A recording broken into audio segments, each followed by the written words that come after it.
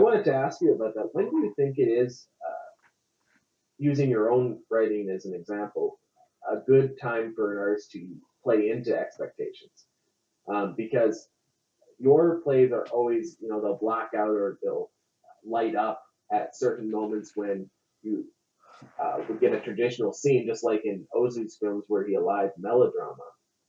When do you think there are opportunities to imbue depth in the traditional or expected outcomes? It depends. I mean, uh, you have to you have to be attuned to something. It's sort of like, imagine if you have, let's say you were a filmmaker and you have a choice of two actors. You have two very good actors.